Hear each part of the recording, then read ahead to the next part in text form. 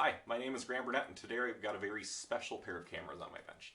These are Mentor Stereo Reflex cameras. This pair was made in around 1920, but the company was actually started in 1898 in Berlin, Germany, by Hugo Breutmann. Only a year later, he was joined by a salesman named Franz Goltz, and they named their company Goltz Breutmann, OHG. In 1905, Goltz left the company and was replaced by Gustav Adolf Heinrich, and they just kept the company's name the same. But Heinrich was a huge motivator for the progress of the company, and they moved immediately to Dresden in 1906. And then through 1912 to 1915, we saw cameras such as the Stereo Reflex, the Nacht Reflex, or Night Reflex camera, designed really incredible single-lens reflex camera designs. Once World War I kicked off, though, they kind of had to set aside their civilian market, and they began making aerial cameras. But once 1918 hit and they tried to get back into the civilian market, it was kind of a hard climb. They began going by their trade name Mentor. In 1921, they renamed the company Mentor Kammerfabrik Goltz and Breutmann, still keeping the Goltz name even though he had been gone for 15 years at this point. And they continued making cameras. Well, that was right about the time that these were made. This nicer one was actually made was made before the little bit worse condition one. But both these were right around 1920, 1921, is my guess, just by their serial number. In 1929, once the Great Depression hit, they had around 180 employees, and they were about Cameron serial number 55,000 and some change. The Depression hit, and then in 1935, Heinrich actually passed away, and the company was just kind of left in limbo, without a clear direction, and in 1944, a craftsman by the name of Rudolf Grosser ended up purchasing the bankruptcy assets of the company. And he restarted with 15 employees in February of 1944, and only a year later, in February of 1945, the bombing of Dresden happened, and the company was the factory was completely destroyed. Grosser was not deterred, though. He restarted with a group of 3 employees only that summer. And they began working on service work and then small accessory production, like easier, smaller items. Finally, in 1948, Grosser released the first post-war Mentor camera, Mentor Atelier Reflex. They made a non-reflex camera in the 50s that kind of flopped. They continued going all the way to the 1960s, but in the 1960s they were making a couple panorama cameras, and the single lens reflex market just kind of fell to the wayside. And then in 68, Grosser actually passed away, and the company went to his son Klaus. But in 1972, because of the nationalization of East Germany, the company was nationalized and turned into Mentor VEB, or Volkswagener Betrieb.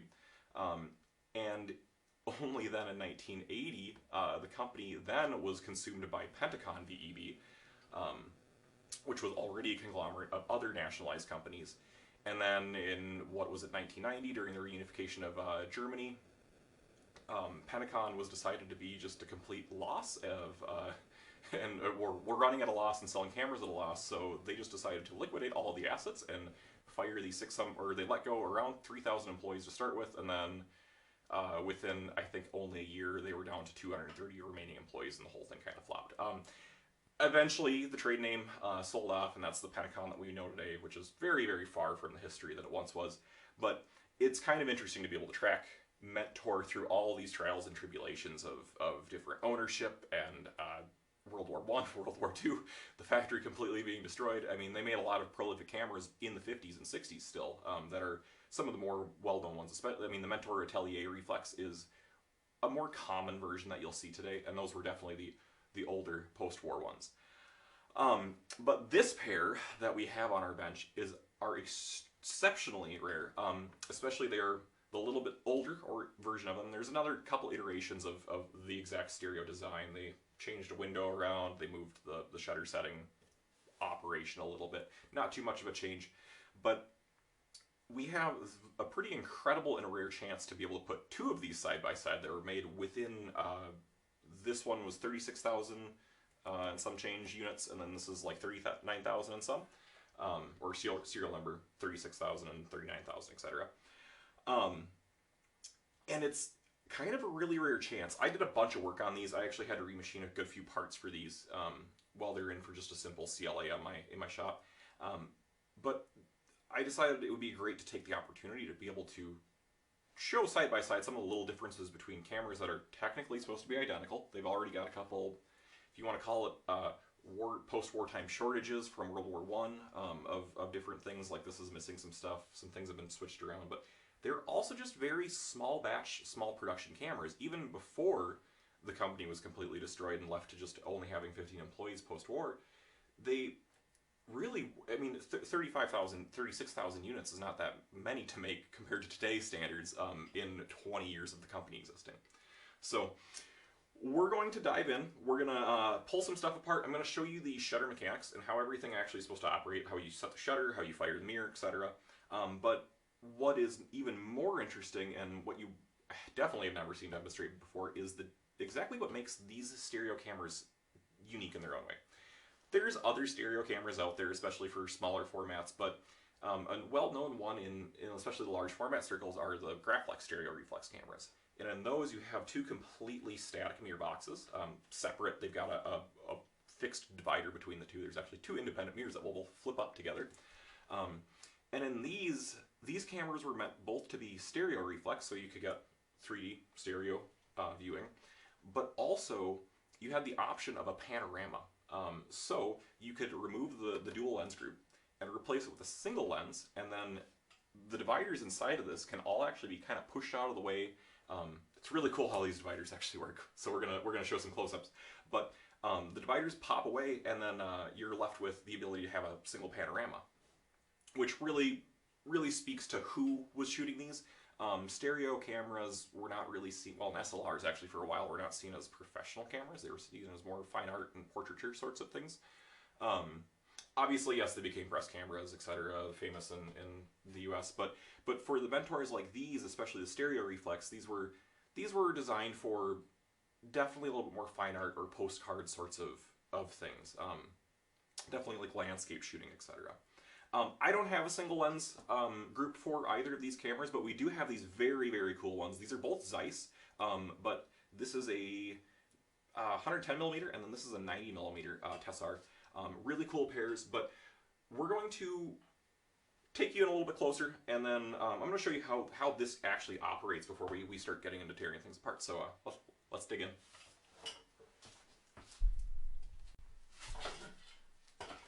So we're just going to start by kind of what you see when you approach the camera. The form factor is pretty similar to most other large format single lens reflex cameras of the era, where you've got a front standard that's holding a lens group. In this case, you got the two lenses. You got a focusing knob that racks the front standard back and forth between the bellows.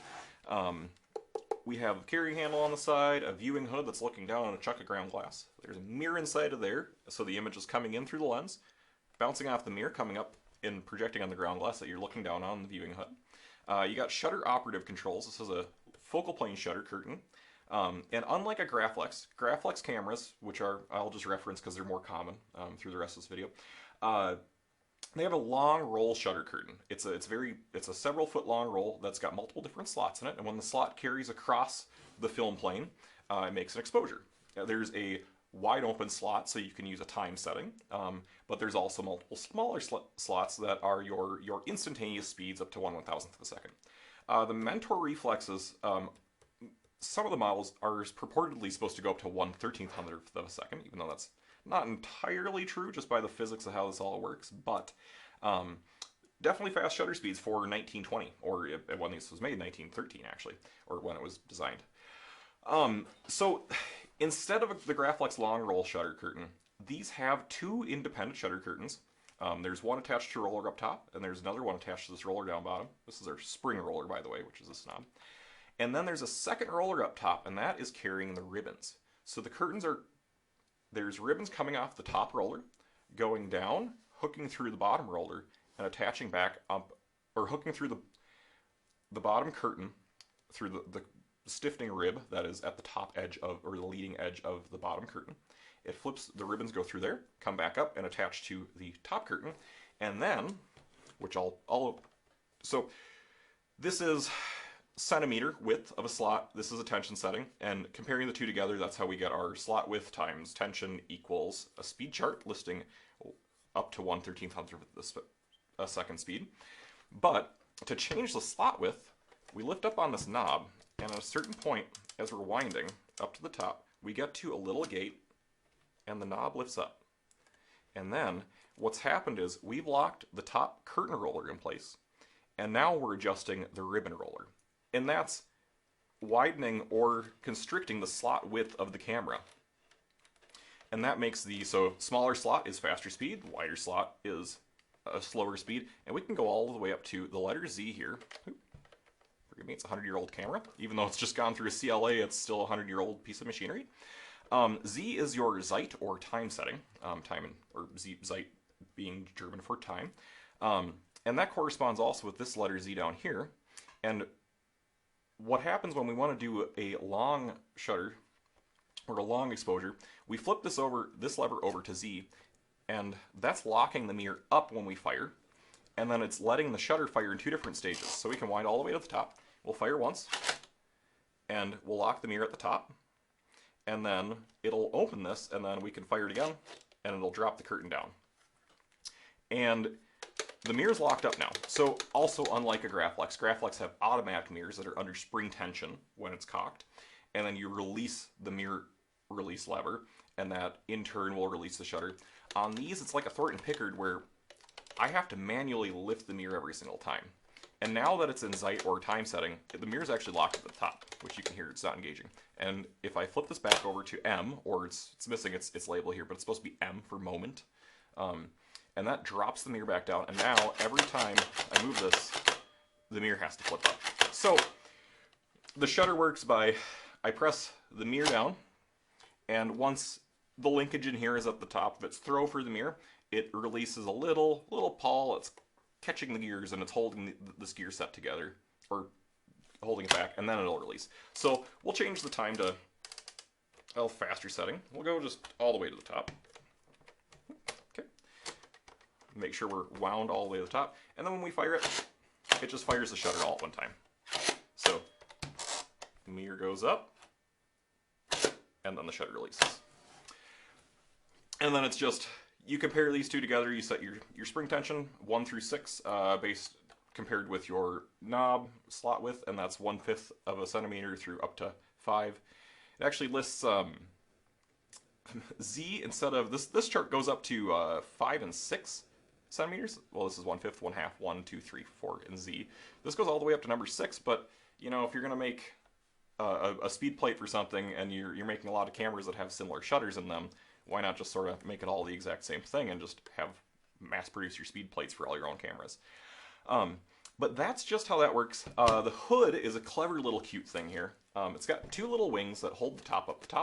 The top is just floppy passive like that, but there's a sort of spring skeletal structure in here that holds it open like a jack-in-the-box, and we can compress it down and it clicks in. And then I'm only going to do this for demonstrative purposes, because also this camera is in better condition than this one. That's why we're handling this one more. But it pops up like a jack-in-the-box, and then you flip the top up, flip the sides out. So that's the shutter operation. But what's going on with these lenses? Like, what is happening here? So let's pull out our lens assembly. Well, gently. This is fitting a lot of lenses in a small tight space. This also has a rise and fall.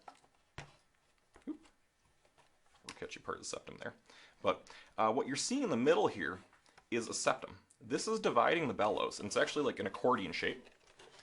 Let's see if I can actually see it on the camera there. It's got an accordion shape to it, and that is to separate the images that are coming out of these 2 lens cones, because you can't just have 2 lenses right next to each other. If you're not familiar with stereo photography, you can't have 2 lenses just projecting images right next to each other without a divider in the middle. You need to have something that separates the images and keeps them from scattering and overlaying. So we have a divider that's in the bellows, and then we'll close the hood momentarily so I can show you the inside. I've already removed the ground glass on this camera to give you a better view, but the ground glass is supposed to sit right on here on these 2 pads. But when we look inside, and I've also got the mirror taped in because it is falling out, the owner will be doing the rest of the finishing work of getting new mirrors for these. But we have a septum in here that when we flip the mirror up, it has a little leg. Let's see if I can focus a little closer here. It has a little leg here, and there's a strip of wire going across the mirror.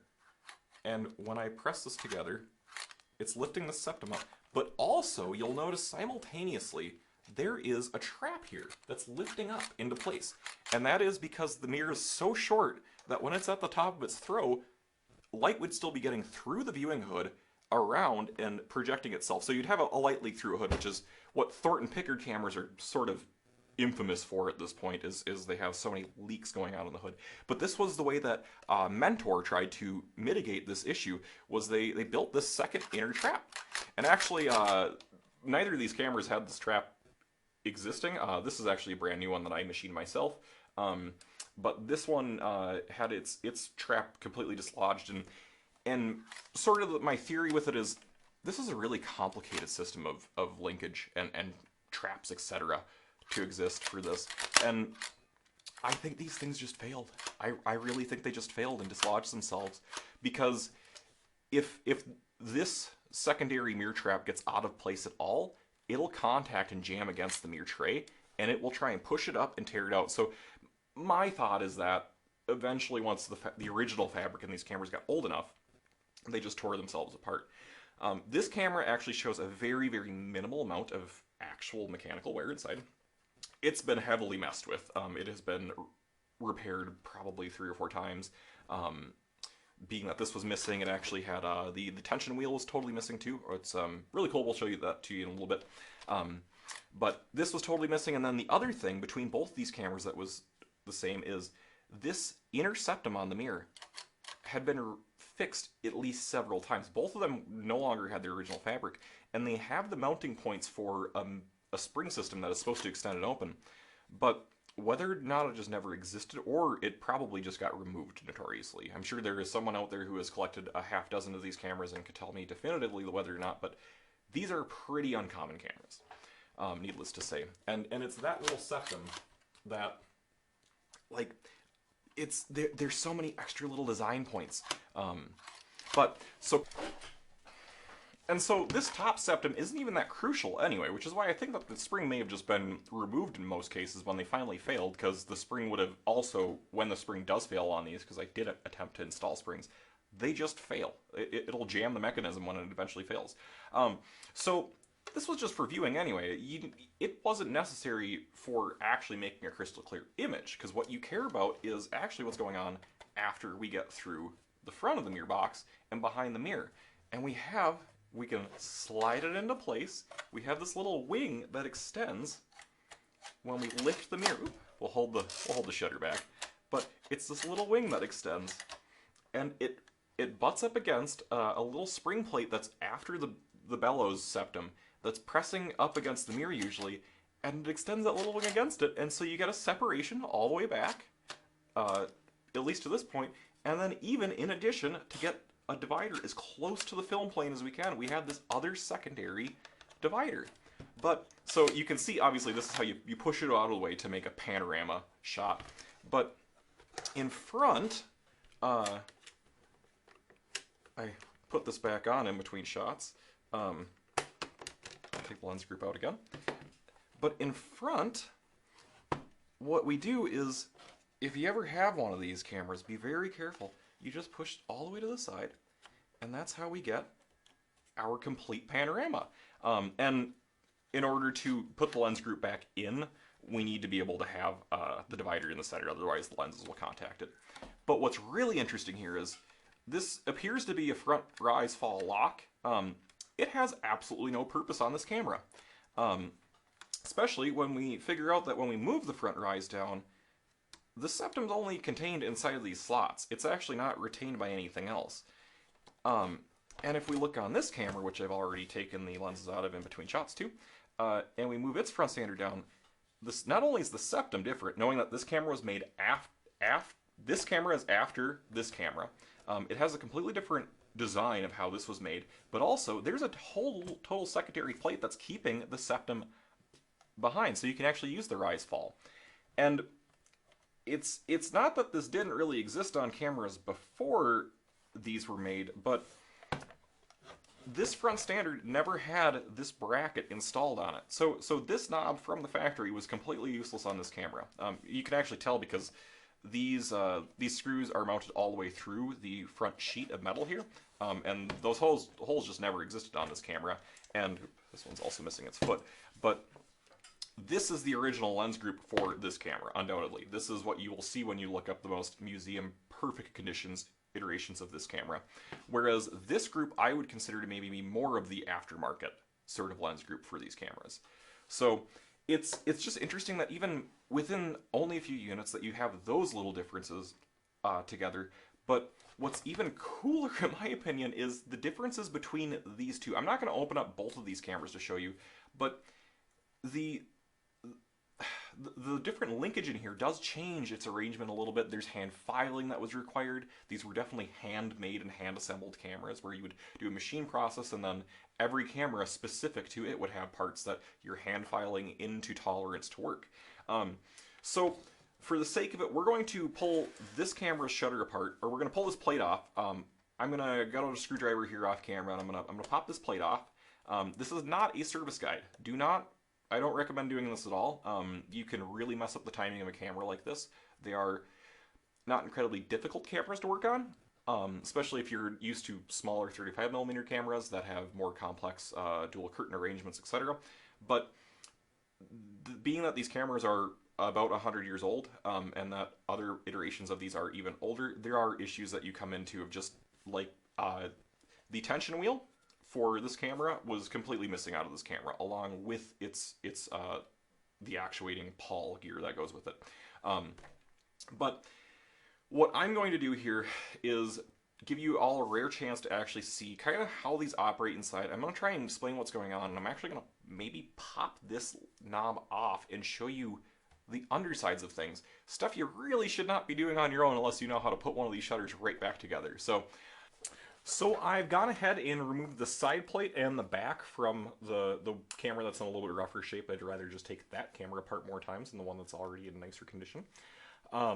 And I've reinstalled the main winding knob, the release foot, the ZM knob, and the tension knob too. These all have to come out for the side plate to come off. Again, this is not a repair tutorial because these are extremely hard to replace if you break them. They have square heads, or it's a square shaft that they're fitted onto, which if you know much about machining, drilling a square hole is a pretty difficult task and usually it has to be done by file unless you're set up with the proper tools.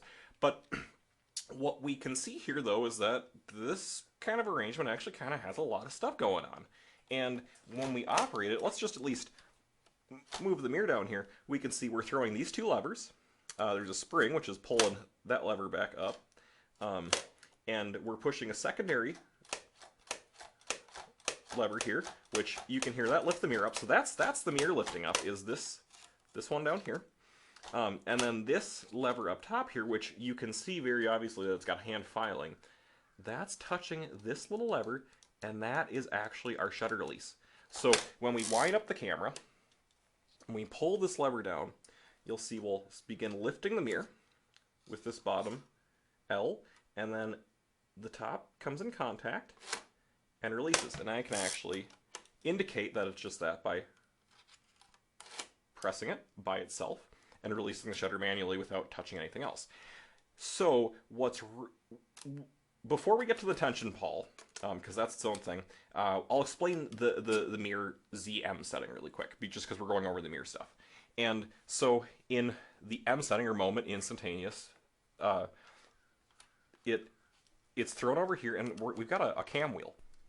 So we'll notice that the ZM lever is attached to a cam wheel that's pushing this fork back and forth, which is interrupting this. So this is our shutter interruption here.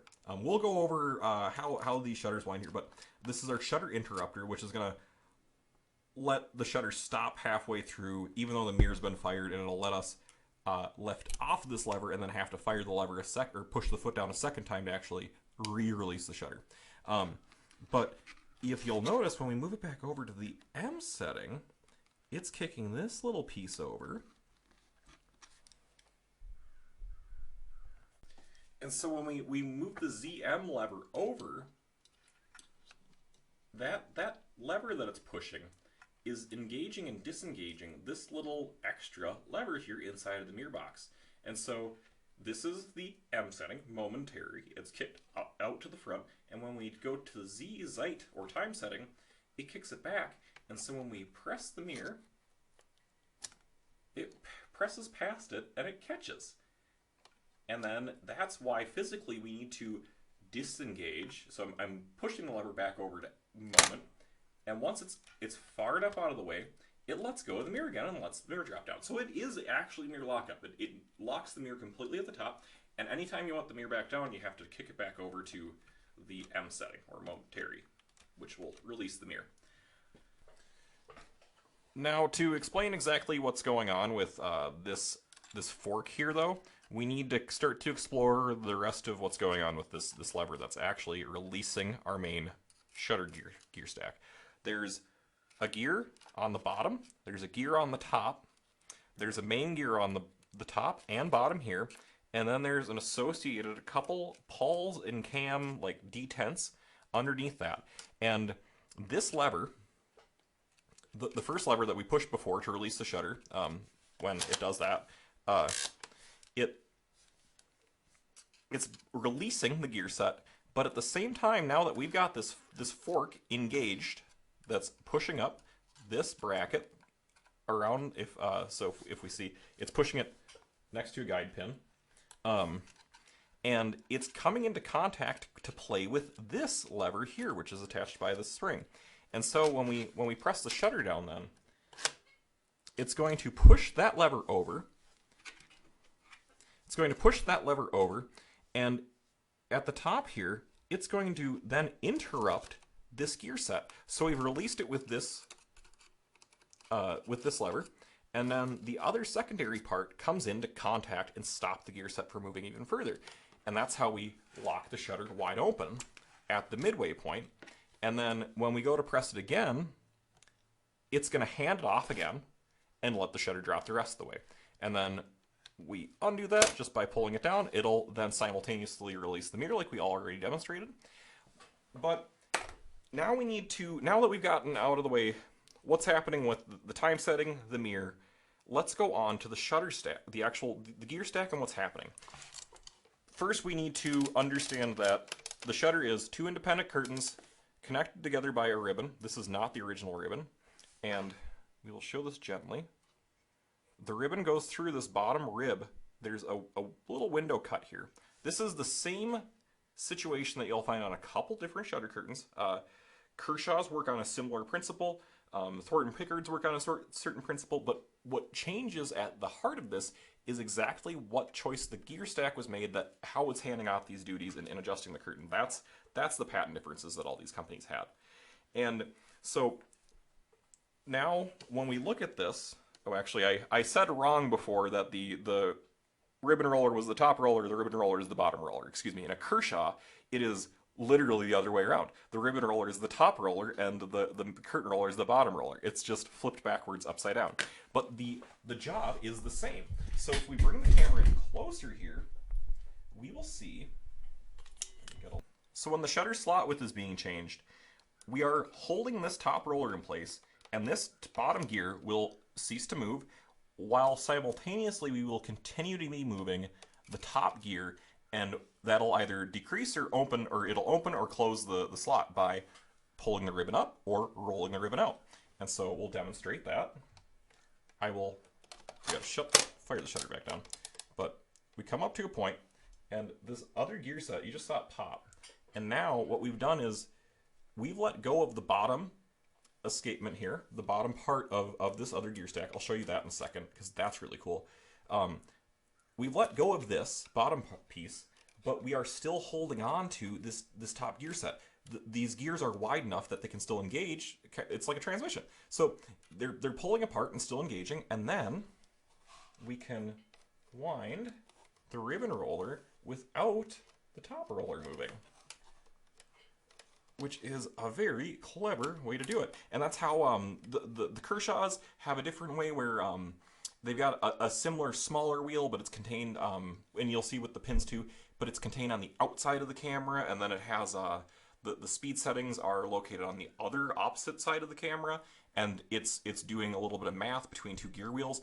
Really cool on those. I'll do a video on those at a point, but this is a really interesting, just basic concept to understand. And it's like, you can see how these may seem complicated at first, but they're really not that complex. It's really only a couple things happening here. And then obviously to close the slot, we'll wind up to a point, it'll release, and then we'll close it. So we're gonna wind to the top just so I know where it's at, and then we'll show you. We're gonna pull this knob off. Now, I've already removed, there's a spring that is located underneath the knob, and this is to keep this whole thing from just, it's to keep it down and engaged at all times. I removed that, and without this top cover plate on the knob, it actually will completely let it run off the stack. So we remove that cap screw. There's this plate here, and that is our retainer plate.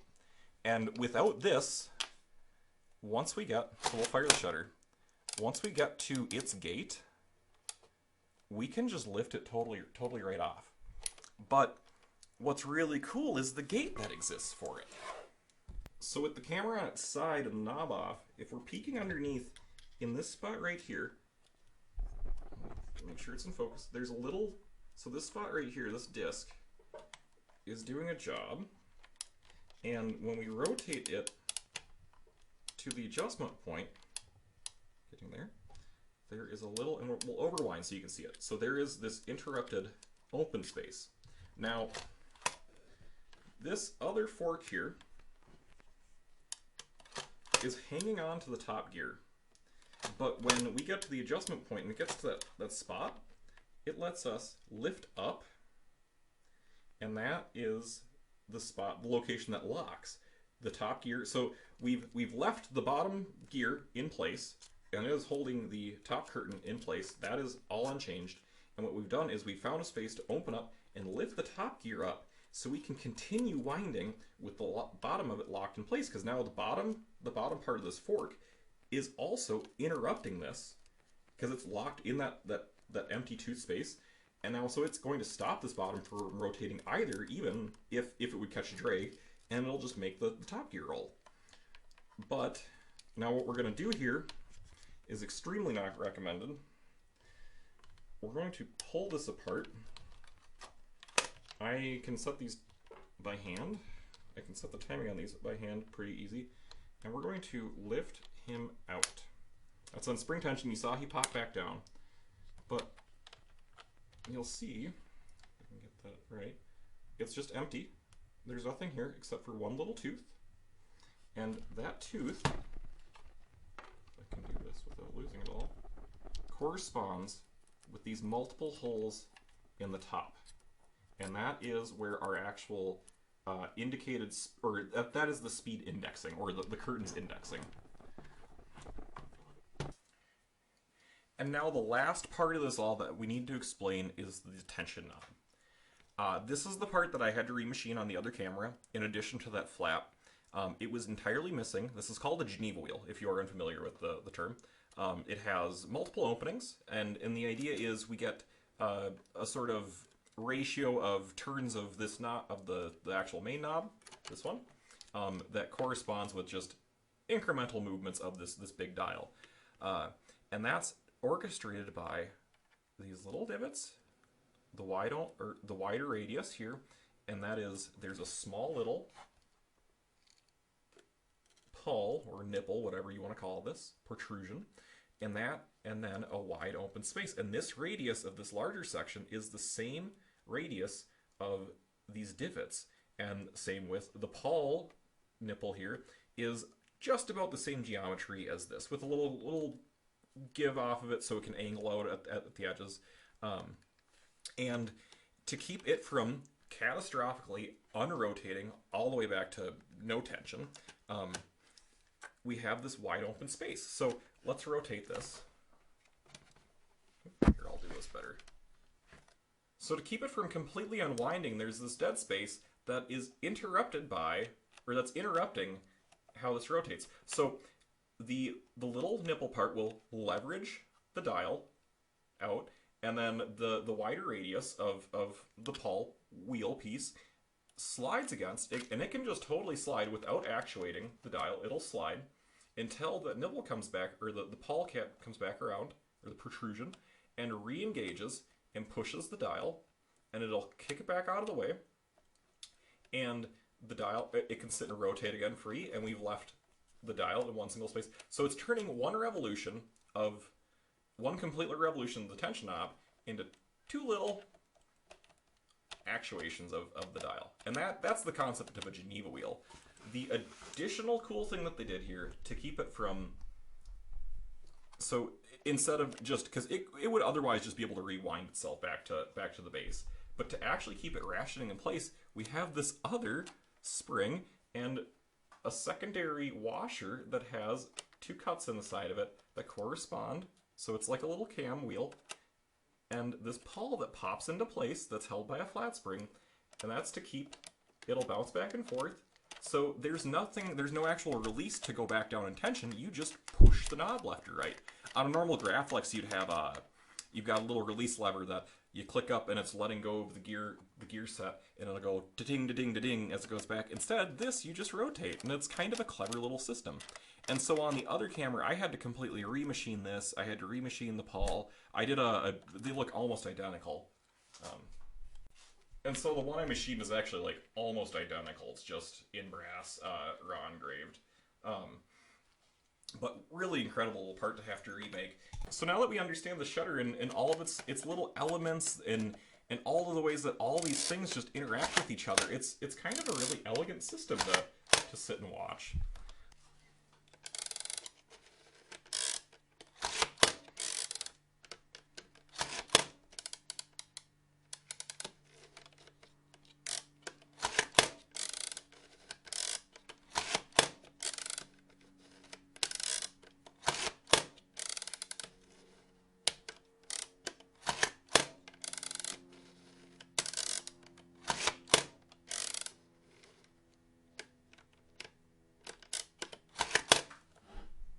Well, I hope you've all enjoyed looking at these nearly as much as I have. I know I had a pleasure working on them, as much as a headache as they really were at times. But really, what an incredible camera concept, shutter concept, and just the history behind the company, too, I thought was really interesting in my own research. So if you enjoy videos like this, let me know. I don't really make these all the time, but I do like to when I get the chance. You can find me at my website at www.graflexparts.com or my Facebook page, which is Graflex Parts. I also run a Facebook group and some other things. You can reach out to me. My Instagram is the same at Graflex_parts.